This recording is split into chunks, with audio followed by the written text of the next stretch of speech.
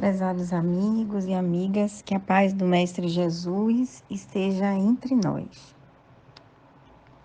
Conta-se que um vagalume estava no afã de acender seu facho e apagá-lo. Interessante a operação. A luz brilhava por alguns segundos e apagava, para logo mais tornar a brilhar. Uma cobra, que se encontrava nas proximidades, observou aquela luz acendendo e apagando, e se esgueirou até onde se encontrava o autor de tal proeza. Quando estava prestes a desferir o bote, foi percebida pelo minúsculo inseto que alçou o voo e escapou de ser abocanhado. No entanto, a cobra deslizou rapidamente e foi ao encalço dele. E assim ficaram. Ele voava e pousava. Ela o seguia e tentava abocanhá-lo. Finalmente, o vagalume pousou e disse para a sua perseguidora: Dona Cobra, pare um pouquinho. Desejo fazer uma pergunta. Pode me dizer se por acaso eu pertenço à sua cadeia alimentar? Não, disse sibilante o réptil, e preparou-se para atacá-lo novamente. Espere aí, Dona Cobra. Diga-me, por acaso eu lhe fiz algum mal? Também não, tornou a falar a cobra. Cansado e impaciente, o vagalume perguntou: Pode me dizer então, por que a senhora quer me abocanhar? Muito simples, disse ela. É que você brilha. Esta fábula, meus irmãos, nos remete a situações que são muito conhecidas entre nós. Pessoas que normalmente se projetam atraem para si a inveja. No livro As Dores da Alma, psicografia do espírito Hamed, pelo médium Francisco do Espírito Santo Neto, ele nos diz que a inveja é definida como sendo o desejo de possuir e de ser o que os outros são, podendo inclusive tornar-se uma atitude crônica na vida de uma criatura. É, na verdade, uma forma de cobiça, um desgosto em face da constatação da felicidade e superioridade de outrem. Então, normalmente, o invejoso, quando vê a criatura tendo e criando e realizando, sem que ele seja capaz de realizar, de ser, de ter e de criar, ele sente uma dor profunda por ele não conseguir esses feitos. E a inveja, meus irmãos, está presente muito mais do que imaginamos. Normalmente, diante da dor de um semelhante, nós costumamos ter uma postura de compaixão, de solidariedade, de caridade. Muitas vezes, isso nos coloca até numa posição de superioridade. Porque, segundo Emmanuel, no capítulo 92 do livro Palavras de Vida Eterna, ele diz que ajudar aos outros que se encontram em provações maiores que as nossas é caridade sublime. No entanto, é forçoso reconhecer que aconselhar paciência aos que choram, na posição de superiores tranquilos, é o mesmo que falar à margem de um problema sem estar dentro dele. Desejamos simplesmente afirmar, continua Emmanuel, que é mais fácil chorar com os que choram que alegrar-se alguém com os que se alegram. Porquanto ajudar com o pão ou com a alegria que nos sobram é ato que podemos realizar sem dificuldade, ao passo que, para regozijar-nos com o regozijo dos outros, sem qualquer ponta de inveja ou despeito, é preciso trazermos suficiente amor puro no coração. Então, meus irmãos, é preciso que, acima de tudo, façamos uma análise criteriosa das nossas atitudes, que procuremos perceber se no dia a dia das nossas atitudes não está aí disfarçado muitas vezes, em outras situações, uma ponta de inveja por aquilo que nós ainda não conseguimos realizar.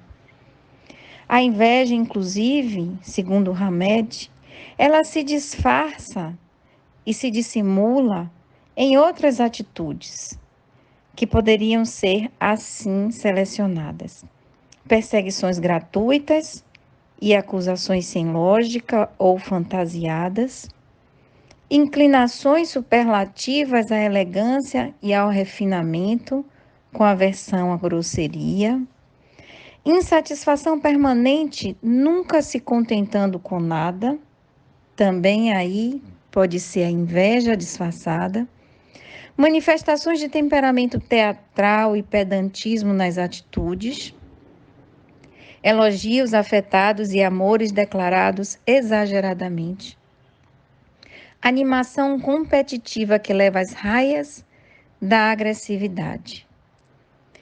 Para que nós possamos perceber essas pequenas atitudes em nosso dia a dia, se faz necessário mergulharmos dentro de nós mesmos, para que possamos compreender se diante muitas vezes da indiferença, da crítica, da maledicência, não está aí disfarçado uma inveja profunda que vem muitas vezes da sensação de inferioridade que possuímos diante da vida, diante das coisas, diante daquilo que ainda não conseguimos realizar.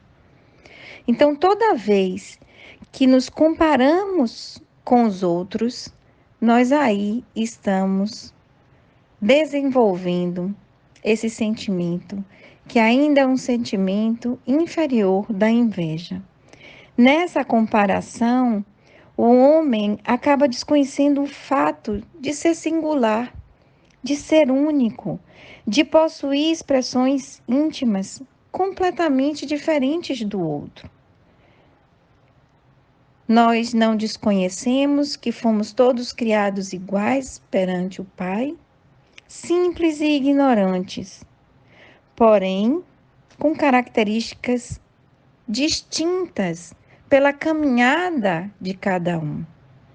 Somos almas criadas em épocas diferentes, com caminhadas diferentes, com experiências distintas uns dos outros, que nos levam a ter qualidades e defeitos de acordo com as nossas escolhas, com os passos que realizamos na caminhada evolutiva.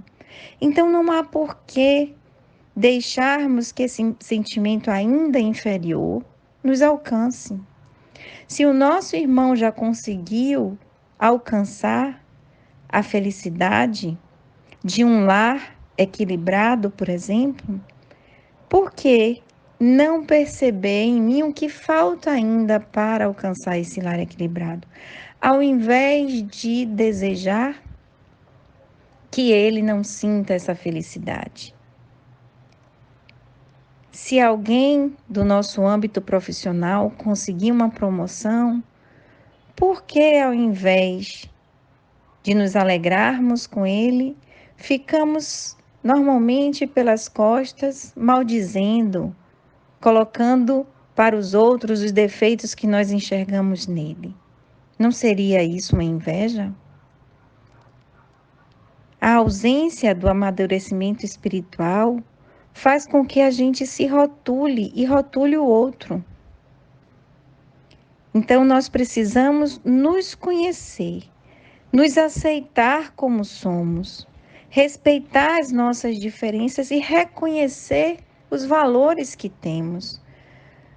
Porque se nós não nos amarmos em primeira instância, como vamos amar o semelhante e dar a ele o direito de ser o que é? Eu preciso dar o direito a mim de ser o que sou, de estar consciente de que é uma caminhada evolutiva e que eu alcançarei a perfeição. A perfeição relativa, sim, mas a perfeição. E isso só depende de mim, de mais ninguém. Allan Kardec questiona os mensageiros do amor. Os espíritos inferiores compreendem a felicidade do justo e eles então respondem com grande orientação. Isso lhes é um suplício, porque compreendem que estão dela privados por sua culpa.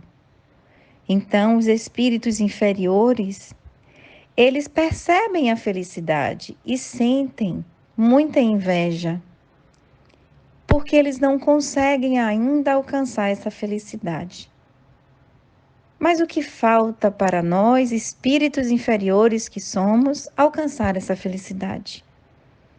Onde está os recursos para alcançar a felicidade, se não dentro de cada um de nós, com as potencialidades que nós temos? Não nos esqueçamos, somos luz. Deixemos que ela brilhe assim como o vagalume, para que possamos brilhar também aqueles que estão ao nosso redor. Muitas vezes nós sentimos inveja daqueles que possuem recursos materiais considerados, mas esquecemos que a riqueza também é uma provação e às vezes até uma expiação. Que aquele que possui a riqueza material tem o ônus e o bônus, mas que nós só enxergamos o bônus, só enxergamos aquilo que nós acreditamos ser o que é bom advindo da riqueza. Mas e o ônus de carregar muito dinheiro nos cofres? Será que aquele que é verdadeiramente rico é livre de tudo? É capaz de andar de forma tranquila pelas ruas? De sentar numa sorveteria e tomar um sorvete com a família, com os amigos ou sozinho, sem ser importunado, porque a fama não lhe deixa? Pensemos nisso, meus irmãos. E quando estivermos olhando para um irmão que já alcançou algo que nós gostaríamos de ter, ao invés de maldizer, elevemos o nosso pensamento a Deus e mergulhemos dentro de cada um de nós na busca da resposta. O que me falta para alcançar? Eu me esforço de fato para alcançar aquilo que eu desejo? A inveja, na verdade, é o extremo oposto da admiração, como diz Hamed. É uma ferramenta cômoda que usamos sempre que não queremos assumir a responsabilidade por nossa vida. Ela nos faz censurar e apontar as supostas falhas das pessoas, distraindo-nos a mente do necessário desenvolvimento de nossas potencialidades interiores. Então, meus irmãos, o importante é esse mergulho interior. É esse olhar caridoso para com nós mesmos, na certeza de que nós temos os recursos dentro de cada um de nós para sermos felizes, tanto quanto o outro. E muitas vezes a gente olha o outro sem perceber que ele carrega dentro de si, apesar do sorriso estampado no rosto, muita dor, muita mágoa, muita tristeza, muito sofrimento. Mas nós nos incomodamos muitas vezes até com um sorriso no rosto. Precisamos nos esforçar para alcançar e merecer essa felicidade tão desejada. E os recursos estão dentro de cada um de nós. As potencialidades existem. Nós precisamos fazê-las desenvolver e sermos merecedores nós mesmos dessas conquistas. Porque o Pai nos criou iguais, simples e ignorantes, mas cheios da sua hereditariedade, cheio de luz, só aguardando que deixemos ela brilhar. Que este mesmo Pai de misericórdia nos auxilie na renovação dos nossos pensamentos, na busca dessa felicidade interior, não no outro, mas dentro de nós mesmos. E se não pudermos alcançar ainda nessa existência aquilo que nós gostaríamos de ter ou de ser, que façamos hoje para merecer amanhã toda essa felicidade. Que Jesus nos abençoe, nos ampare e nos proteja, hoje e sempre. Que assim seja.